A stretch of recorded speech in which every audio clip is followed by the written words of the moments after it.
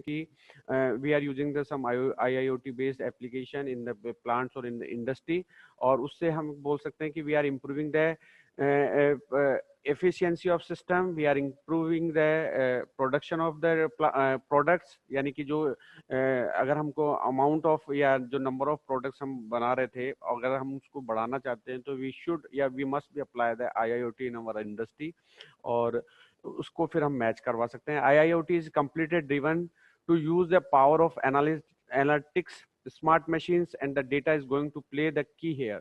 ठीक है, all the machines have been producing data for years, now it is going to be used more than ever.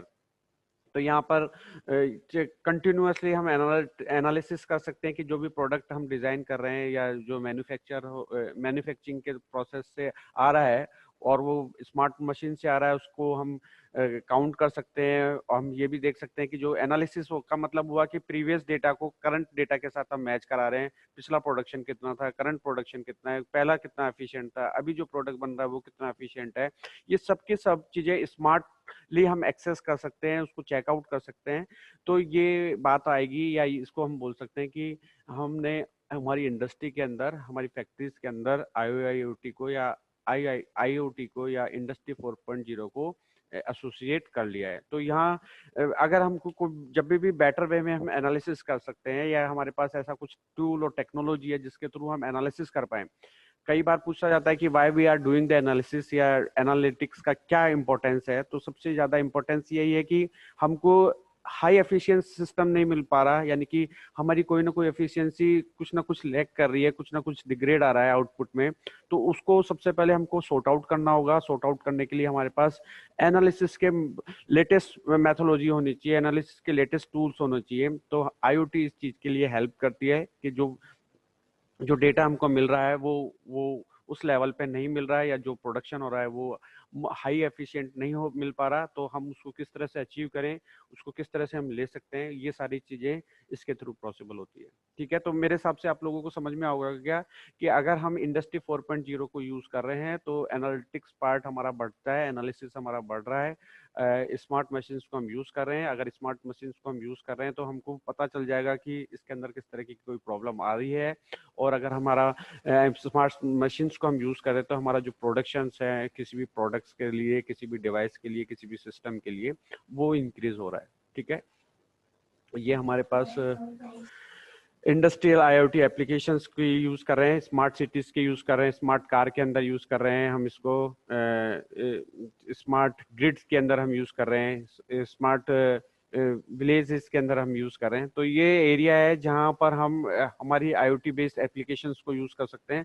तो industrial IoT applications में smart cities आ गया, उसमें हम जो हमने कल डिस्कस भी किया था, स्मार्ट सिटीज के अंदर हम रोड से रिलेवेंट की बात कर रहे हैं, ब्रिजेस से रिलेवेंट बात कर रहे हैं, फ्लाईओवर से रिलेटेड बात कर रहे हैं। जब हम स्मार्ट कार या व्हीकल्स की बात कर रहे हैं तो सारी की सारी इंफॉर्मेशन हम उसके बारे में हमको पता चल जाएगी।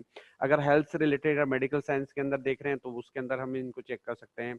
ऑयल एंड गैस पाइपलाइन की बात कर रहे हैं तो वहाँ हम इसको यूज कर सकते हैं। किसी भी प्रोडक्शन की बात करें तो वहाँ भी हम इंडस्ट्रियल IoT को यूज कर सकते हैं, चाहे वो अगर हम उसको बात करें कि डोमेस्टिक इंडस्ट्री हो या बहुत हैवी या रिफाइनरीज के रूप में हम बात करें, तो वहाँ पे भी IoT बेस्ड सिस्टम्स को यूज कर सकते हैं इंडस्ट्री पर्पज से। अब बात आता है कि किस सर तरह की, यस। सर आपने 4.0 में ये एग्जाम्पल दिया था, जैसे कार का आपने एग्जाम्पल दिया था, कि मतलब जो भी डेटा होता है वो कार के जो ऑनर होते हैं, मतलब कंपनी वालों को जाते रहते हैं, हम्म। और उसमें जब कुछ इफेक्ट आता है तो वो फिर उनको वो करते नोटिफाई हैं, करते हैं, हैंड नोटिफिकेशन नोटिफाई देते। करते हैं, करेक्ट जी करेक्ट। जी तो जी। सर फिर आईओटी में भी तो यही होता है, देखिए हम ये, बेसिकली आईओटी भी तो यही करता है। हाँ IoT तो यहाँ पे हमने ही बोला ना कि इस IoT एप्लीकेशन को स्पेशली हमने इंडस्ट्रीज के लिए अप्लाई किया हुआ है। ठीक है, तो अगर हम बात करते हैं ना कि इंडस्ट्री के अंदर हम अगर IoT को अप्लाई कर देंगे तो now it become a industry 4.0, जिसको हम शॉर्ट फॉर्म ओके में ओके। बोलते हैं IIoT, industrial internet of things. इसका मतलब है कि आपने किस तरह से आपकी IoT को, जो कि अभी हम प्रोटोटाइप की बात कर रहे थे कि मैंने क्या, एक मेरे मेरे जो मेरी एरो फिंगर है वहां पर मैंने क्या किया कि एक हार्ट बीट सेंसर लगा दिया, और उस हार्ट बीट सेंसर को मैंने कैलकुलेट कर दिया कि मेरी हार्ट बीट कितनी आ रही है। ठीक है, हाँ ठीक है, तो ये एक प्रोटोटाइप हुआ, लेकिन अगर इसको मेरे को कॉमर्शियल पर्पज से यूज करना है और इसको फिर मैं हॉस्पिटल्स के अंदर बेचना चाह रहा हूँ, तो वो प्रोटोटाइप नहीं होगा, उसका कॉमर्शियल वर्जन होगा। और फिर उसको उसको स्केलेबल भी बनाना होगा। स्केलेबल का मतलब होता है, हम बहुत बार वर्ड यूज करते हैं, स्केलेबल है या नहीं है। स्केलेबल होगा तो ही उसकी वैल्यू होगी। तो अगर मैं प्रोटोटाइप को लेकर और फिर इसको इंडस्ट्री के साथ एसोसिएट करूंगा तो ये पॉसिबल नहीं होगा, क्योंकि इसकी एफिशिएंसी उस लेवल पे नहीं है, या मैं बोल सकता हूँ कि यूजर फ्रेंडली नहीं हो। ये प्रोटोटाइप तो आप अपने हिसाब से कि केवल आप समझ सकते हो, आप इसको एक्सपेरिमेंट के रूप में देख रहे हो। ये अभी डोमेस्टिक पॉइंट ऑफ व्यू से ही स्टैंडर्डाइज नहीं किया गया है, केवल डोमेस्टिकली इसको देख रखे हैं। तो अगर हम इसको कॉमर्शियल पर्पज में देखेंगे, इसका मतलब है आप इसका इंडस्ट्रियल यूज करना चाहते हो, उसको किस तरह से एसोसिएट करोगे, इसका किस तरह से स्टैंडर्डाइजेशन होगा, क्योंकि वहाँ पे स्टैंडर्डाइजेशन भी सबसे इंपॉर्टेंट है। क्योंकि उसको कॉमर्शियल का मतलब होता है कि हम उसको नंबर ऑफ टाइम्स यूज कर रहे हैं। तो यहाँ इंडस्ट्री 4.0 के अंदर किस तरह से आपने आईओटी को अप्लाई किया है इंडस्ट्री के पॉइंट ऑफ व्यू से, इंडस्ट्री की डिमांड से, इंडस्ट्री के स्टैंडर्ड से, तो वो क्या कहलाता है, आईआईओटी कहलाता है। और वो सेम कॉन्सेप्ट रखा गया है कि वायरलेस होना चाहिए, इंटरनेट की कनेक्टिविटी होनी चाहिए, स्मूथली होना चाहिए, नंबर ऑफ, अब वहाँ पे देखिए एक दो कार तो होगी नहीं, अगर मैं बात करूँ तो नंबर ऑफ व्हीकल्स हैं, क्योंकि वहाँ पे तो प्रोडक्शन बढ़ाना है उनको। फिर उसमें हर कंज्यूमर को किस तरह से वो डेटा जाएगा, वो चिप में किस तरह से स्टोर होगा, उस इंफॉर्मेशन को किस तरह से लिया जाएगा। तो ये सारी चीजें फिजिबल मोड पे आने के लिए हमको बहुत बड़ा सेटअप, तो यानी कि उस मैन्युफैक्चरिंग वालों को या जो भी ओनर है या जो भी उस प्लांट को देख रहे हैं, उनको पूरा उसका सेटअप रखना पड़ेगा।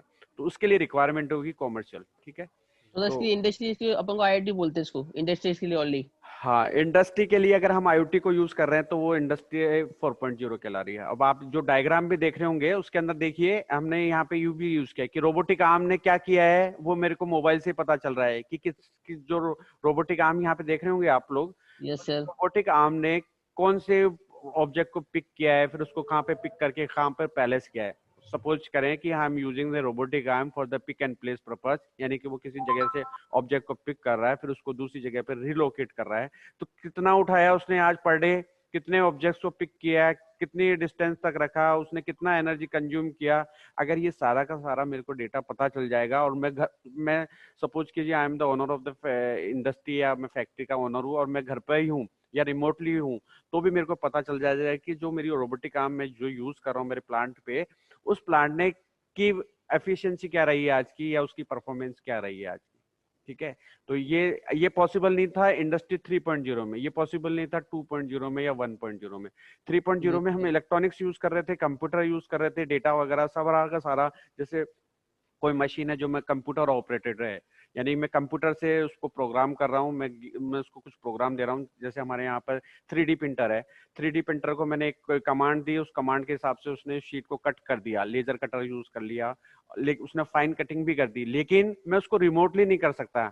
अगर मैं घर बैठे ही उसमें मेरे उस 3D प्रिंटर को ऑपरेट कर सकता हूँ और उसके थ्रू जो आउटपुट आ रहा है वो चेक कर सकता हूँ कि वो सही आया है नहीं आया। अगर ऐसा होता है तो इसका मतलब मैं जो मेरा जो कटर है या जो 3D प्रिंटर है, जो लेजर कटर इक्विपमेंट को यूज कर रहा है, तो उसका मतलब है वो आईआईओटी को फॉलो कर रहा है।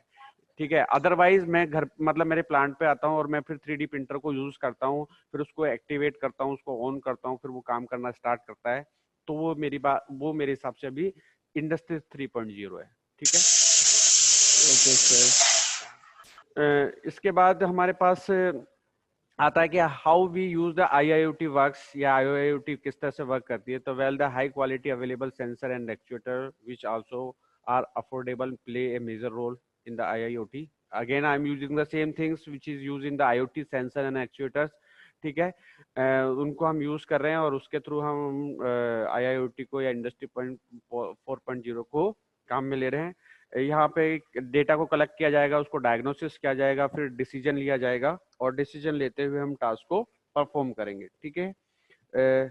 यहाँ पे जो वर्ड हम यूज कर रहे हैं प्रोगोनिस्टिक, इसका मतलब है कि जो भी हम मशीन यूज कर रहे हैं उनकी परफॉर्मेंस को चेकआउट किया जाता है। परफॉर्मेंस ऑफ द मशीन या फेजर मेजरमेंट यूनिट, जो बार बार में चेक कर रहे हैं कि भाई जो हमने काम किया, जैसे suppose I am using the 3D printer and it will use for the number of operation, and जैसे ऑपरेशन खत्म होता है मैं उसकी परफॉर्मेंस को चेक करता हूँ कि वाकई अभी इसका स्टेटस सही है या ओके है या नहीं है। तो ये हमारे पास कहलाता है जो हम बोलते हैं ना प्रोगोनिस्टिक्स, प्रोग्नोस्टिक का मतलब है कि हम हर ऑपरेशन के बाद हमारी मशीन के स्टेटस को चेकआउट कर रहे हैं। क्या है IIoT can be used to enhancing the supply chain management, green energy effect, quality control techniques and assets taking and many more. So these are the things which can be possible through the IIoT. अगर हमको productions को बढ़ाना है, supply chain जो बात आती है कि डिमांड एंड सप्लाई के मैनेजमेंट को देखना है, तो हमारे लिए है इकोसिस्टम डेवलप करना है, तो हम यूज कर रहे हैं क्वालिटी कंट्रोल, यानी कि परफॉर्मेंस के हिसाब से जो भी प्रोडक्ट बन रहा है वो सही है या नहीं है, क्योंकि बार बार में उसको एनालिसिस किया जा सकता है। हमारे पास बेटर वे में हमारे पास टूल्स हैं या तरीके हैं या मेथड्स हैं जिनके थ्रू हम ये चेक कर सकते हैं कि जो प्रोडक्ट डिजाइन किया जा रहा है या जो हम जो मैन्युफैक्चरिंग कर रहे हैं वो सही तरीके से काम कर रही है या उसकी परफॉर्मेंस या उसकी एफिशिएंसी सही तरीके से आ रही है नहीं आ रही है, वो हम IIoT के थ्रू बेटर वे में कंट्रोल कर सकते हैं। Asset tracking and the many more, जो हमने अभी बात भी की है कि एसेट ट्रैकिंग का मतलब है कि कोई भी आपने प्रोडक्ट डिजाइन किया और उसको आप बाद में भी चेकआउट कर सकते हैं और देख सकते हैं, तो ये इसके थ्रू पॉसिबल हो रहा है। क्लियर है? So this is a typical IIoT framework, या इसको हम बोल सकते हैं कि आर्किटेक्चर हम यूज कर रहे हैं। Analytics, processing, business applications, IoT platform, local server हम यूज किया है। IoT प्लेटफॉर्म का मतलब हम क्लाउड पे हम देख सकते हैं, लोकल सर्वर के अंदर यानी कि हमने एक इंट्रा नेटवर्क यूज किया है जहां पर हम डेटा को स्टोर कर सकते हैं। यहाँ पे सेंसर, एक्चुएटर्स और एज डिवाइसेस यूज किया है। Already we know that the edge framework in the architecture, और जो हमने आर्किटेक्चर एंड रेफरेंस मॉडल हमने IoT में पढ़ा था कि किस तरह से उसको कम्युनिकेट किया जाएगा, उस डेटा को किस तरह से लिया जाएगा, उसके लिए कौन से प्रोटोकॉल्स हम यूज करेंगे, that is the part of edge. So edge devices will be used to give the information to gateway, जो भी हम IoT प्लेटफॉर्म यूज करें। तो बेसिकली फ्रॉम दिस स्लाइड और this PPT presentation we can know about difference between the IIoT and their importance in the industry point of view. If we want to increase the production, if we want to increase the analysis part to our product, so we have the options, we give the preference to the IIoT। अगर IIoT हम use करेंगे और उसके ऊपर work किया जाएगा तो हम बोल सकते हैं कि हमने सिस्टम की या इंडस्ट्री की परफॉर्मेंस को बढ़ा दिया है। तो ये तो हमारे पास बात थी जो हमने IIoT से रिलेवेंट है, जो कि वैसे मेंशन नहीं कर रखा है आपके 5th यूनिट में, बट हमको इन सब चीज़ों के बारे में मालूम होना चाहिए। उसके बाद मैं एक बार MQTT के पर आ जाता हूँ, क्योंकि कुछ स्टूडेंट ने हमसे पूछा था कि MQTT के बारे में दोबारा बता दीजिए। ये आपको दिख रहा है क्या स्लाइड? नो सर, ब्लैंक दिख रही है अभी तो। ठीक है, मैं दोबारा शेयर करता हूँ।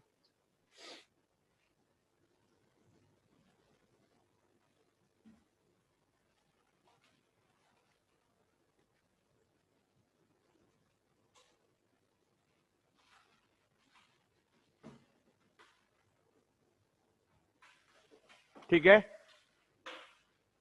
Yes yes sir. सर। देखिए हमने कुछ प्रोटोकॉल्स की बात की थी।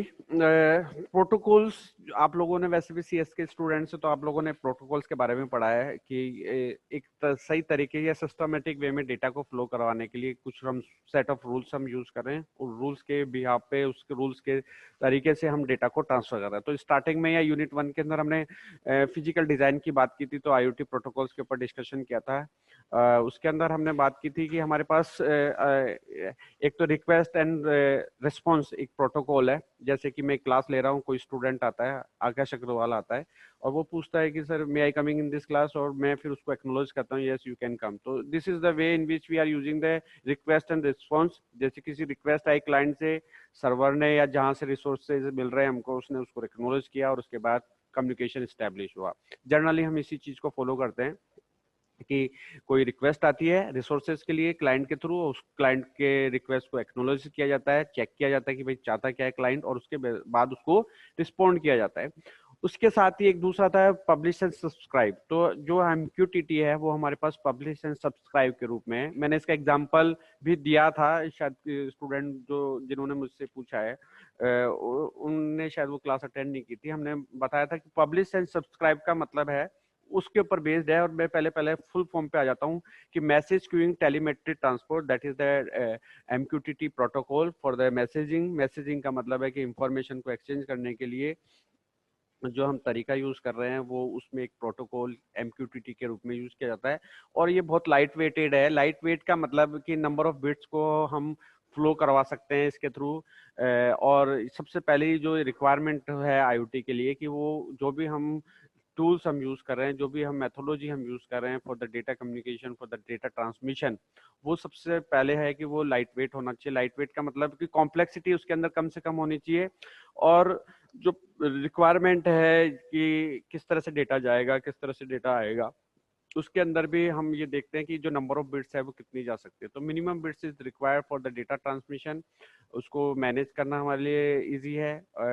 तो उसमें हम MQTT को यूज करते हैं। तो पब्लिश एंड सब्सक्राइबर का कॉन्सेप्ट इसके अंदर यूज किया जाता है। यहाँ पे जो फैक्ट्स है ये हम यूज कर रहे हैं कि machine to machine and internet of thing connectivity protocol हम यूज करते हैं। Machine to machine and internet of machine to machine and internet of thing connectivity protocol है। इसको हम यूज कर रहे हैं। इसके अंदर हम जो फीचर्स के रूप की बात की थी कि आइडियल इफ प्रोसेसर और memory resources are limited, ideal if bandwidth is low और नेटवर्क इज अनरिलायबल। देखिए बैंडविड्थ के बारे में शायद आपको मालूम होगा कि it's a range of frequency, किस रेंज के फ्रिक्वेंसी के सिग्नल को हमको ट्रांसफर करना है। तो यहाँ पे उसके लिए हम बैंडविड्थ को यूज करेंगे कि ये बताता है कि कितने फ्रिक्वेंसी के सिग्नल्स को हम पास ऑन कर सकते हैं। मेरे हिसाब से आप सभी लोगों को क्लियर होगा बैंडविड्थ कि if I am using the bandwidth term, it means I am using the low level frequency to high level frequency. तो range of frequency is indicating the bandwidth कि किस फ्रिक्वेंसी के सिग्नल को हम pass on कर सकते हैं। पहला जो हमने बताया कि आइडियल इफ प्रोसेसर और मेमोरी रिसोर्सेज आर लिमिटेड, अगर हमारे पास मेमोरी रिसोर्सेज कम है या जो प्रोसेसर हम यूज कर रहे हैं वो भी एक लिमिटेड वे में है कि आप इसी प्रोसेसर को या इसी कंप्यूटिंग डिवाइस को यूज करोगे, तो हम MQTT को प्रेफरेंस देंगे। दूसरा है कि जो ये इंपॉर्टेंट है, थर्ड पॉइंट इसका कि publish and subscribe message exchange platform या पैटर्न जो हम यूज कर रहे हैं। Publish and subscribe message exchange pattern हम यूज करते हैं whenever we are talking about the MQTT works on the TCP and IP। Client libraries जो हम यूज कर रहे हैं वो आर्डिनो यूज के रूप में यूज कर सकते हैं, एंड्रॉइड प्लेटफॉर्म यूज कर सकते हैं, C++, C#, जावा, इन सब चीजों को ये सपोर्ट कर रहा है। MQTT over web socket possible, ठीक है। आप लोगों ने दो पढ़े थे एक टाइम पे, वेब सॉकेट एंड रेस्ट, ठीक है।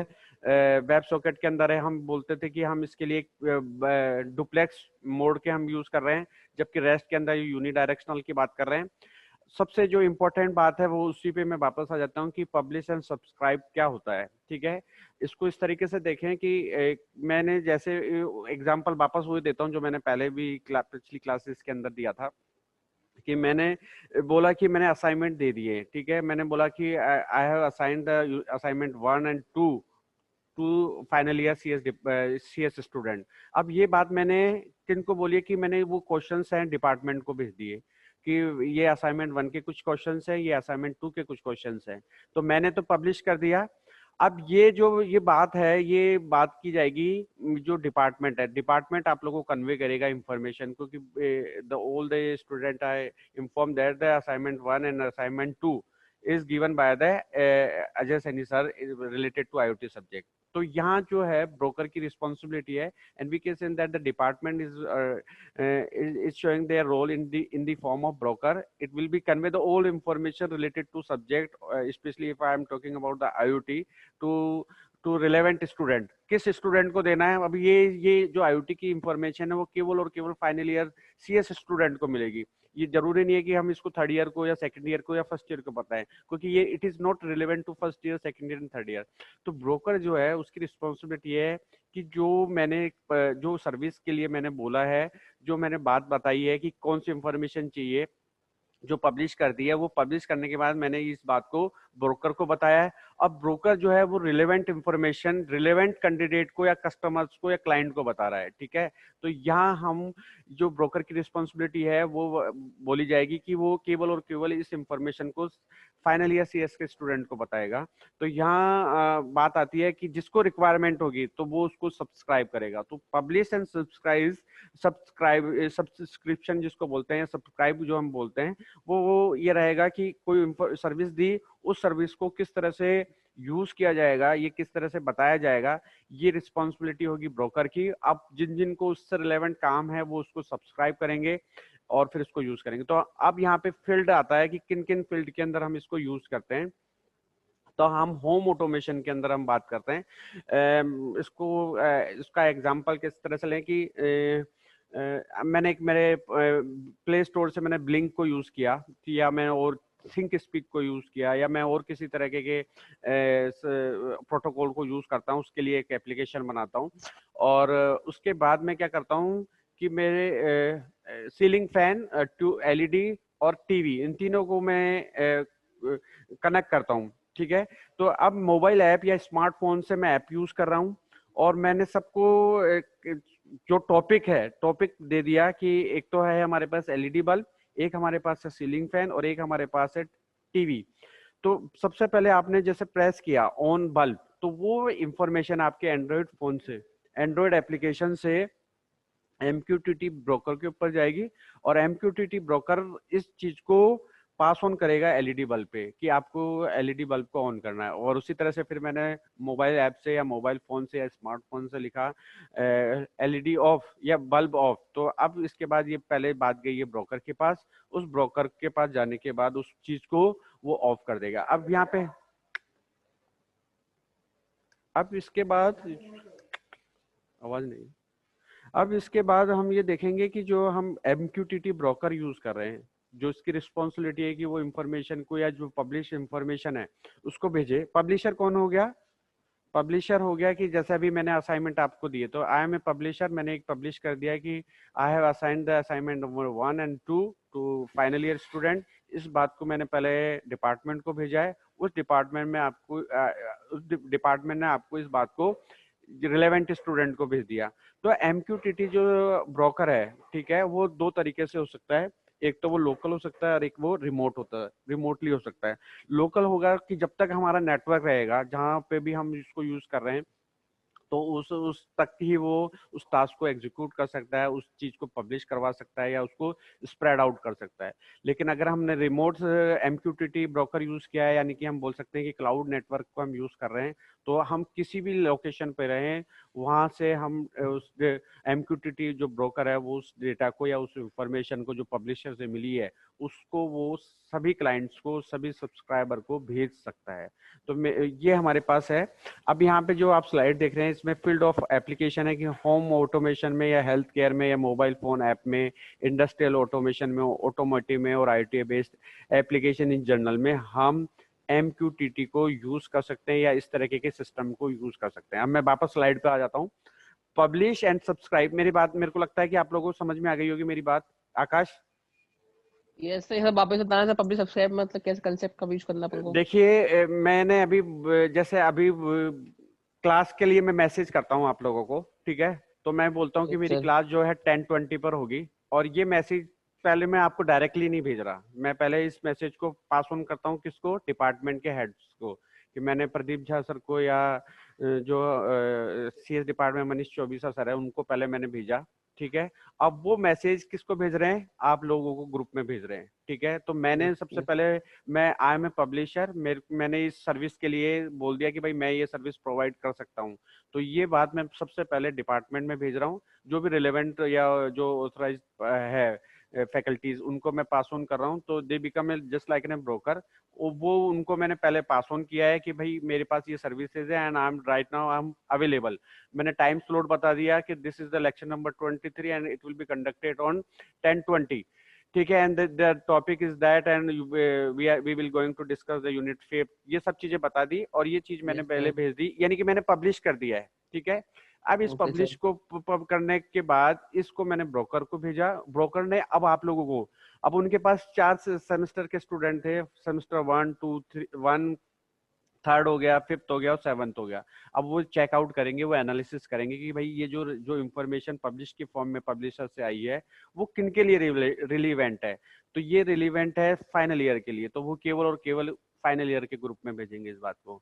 अब किसी का इंटरेस्ट है या नहीं है, ठीक है, तो वो चाहते हैं क्लास को अटेंड करना या नहीं चाहते, तो उन्होंने जूम पर आए तो इसका मतलब उन्होंने उस सर्विस को सब्सक्राइब किया है, ठीक है। और जिन लोगों ने ओके। क्लास अटेंड नहीं करी, तो ये हमारे पास तरीका रहता है पब्लिश एंड सब्सक्राइब का। मेरे हिसाब से आप लोगों को क्लियर हो गया होगा ये। Yes sir.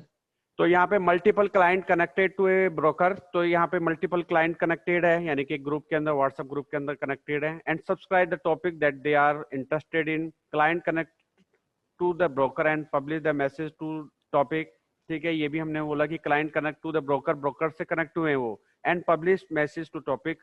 टॉपिक का मतलब कि जैसे अभी मैंने बल्ब को ऑन किया, यहाँ पे 5-6 पॉइंट्स आते हैं, MQTT ब्रोकर, MQTT क्लाइंट। तो now you are the MQTT client हो, जो डिपार्टमेंट हो गया उसको मैं बोल सकता हूँ कि MQTT ब्रोकर हो गया। पब्लिश एंड सब्सक्राइब समझ में आ गया, मैसेज पता चल गया।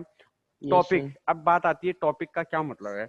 मैंने मेरे मोबाइल फोन से मैंने एक ऐप यूज किया जिससे मैं हमारे अप्लायंसेस को कंट्रोल कर सकता हूँ। तो मैंने बोला बल्ब ऑन, ठीक है, यानी प्रेस किया, बल्ब के ऊपर गया, वहां पे प्रेस किया, और प्रेस करते ही इसका मतलब है मैंने उसको ऑन कर दिया। तो टॉपिक क्या हुआ है कि बल्ब ऑन का। अब यहाँ पे MQTT देखिएगा कि भाई यहाँ पे जो होम ऑटोमेशन की बात की जा रही है उसमें 3 डिवाइसेस की मैंने बात की थी। एक LED टीवी था, एक LED बल्ब था, और एक हमारा सीलिंग फैन था। तो मैंने यहाँ पे क्या किया है, LED बल्ब को ऑन किया है। तो ब्रोकर ये देखेगा कि इस टॉपिक को किसके पास भेजना है, LED टीवी के पास भेजना है, या LED बल्ब के पास भेजना है, या सीलिंग फैन के पास भेजना है। तो मैं यहाँ पे इसको, क्योंकि LED बल्ब है तो ये चीज किसके पास जाएगी, LED बल्ब से बल्ब के रिलेवेंट पास। है, ठीक है। यस तो सर। अब यहाँ पे ये जो टॉपिक गया वो उस पे, यानी कि हम बात कर सकते हैं कि एक कंप्यूटिंग पार्ट भी है। जैसा अभी मैंने बताया था कि जो जो असाइनमेंट वो है वो किसके पास जाएंगे, 7 सैम के पास जाएंगे। तो यहाँ भी ये चेक कर किया जाता है MQTT सर्वर के पास कि जो टॉपिक है वो किस अप्लायंसेस के पास, या किस सेंसर के पास, या किस डिवाइस के पास जाएगा। तो यहाँ जो है मैंने एग्जांपल लिया कि client connect to the broker and the publish the message to topics, client can receive message by the creating subscription. और इसको हम यूज करते हुए हम कोई भी सर्विस को यूज कर सकते हैं। This is a simple example, ठीक है। यहाँ पे पब्लिश कर दिया है, ये ब्रोकर के पास गया, इसने पब्लिश कर दिया है, और इस वाले के जो हम बात कर रहे हैं इसने इसको सब्सक्राइब किया है। तो यहाँ जो लेफ्ट साइड है, इन दोनों ने बात बोली कि we have the some services and we want to publish it, and these services process और फॉरवर्डेड टू MQTT सर्वर। इसने और इसने उसको सब्सक्राइब कर लिया है, तो उसको यूज कर रहे हैं, ठीक है। MQTT आर्किटेक्चर या फ्रेमवर्क की बात कर रहे हैं। तो यहाँ पे देखिए कि ये हमारे पास MQTT ब्रोकर हो गया।